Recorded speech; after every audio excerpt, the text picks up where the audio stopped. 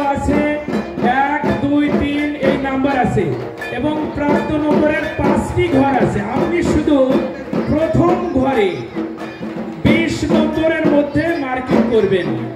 মনে করেন এখানে 8 নম্বর আছে, 8 নম্বরধারী দাদাকে আপনি কত দিচ্ছেন সেই নাম্বারটি দিবেন।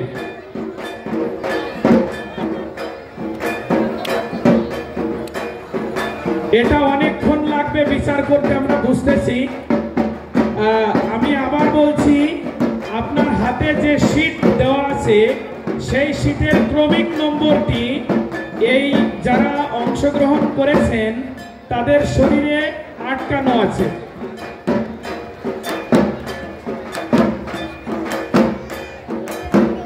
যদি আপনি যে নাম্বারটা দিতে চান সেটি প্রাপ্ত নাম্বারের প্রথম প্রাপ্ত নাম্বারের ঘরে বসাবেন।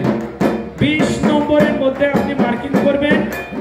আরেকটি বিষয় হলো, আমরা 4 জন বিচারককে নিয়েছি, তারা কেউই আমাদের এই দাদাদের সহধর্মিনী নন, সুতরাং দলীয়করণ হওয়ার কোনো সম্ভাবনা নেই।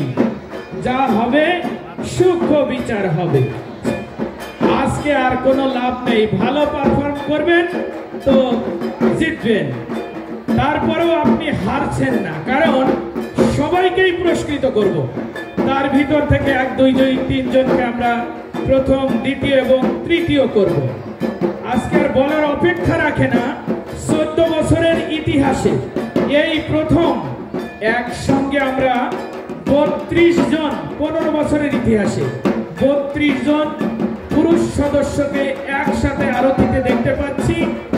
আমি গোপীনাথ দাকে অনুরোধ করবো এই আনন্দ ঘন মুহূর্তটিকে অবশ্যই ক্যামেরাবন্দি করবেন।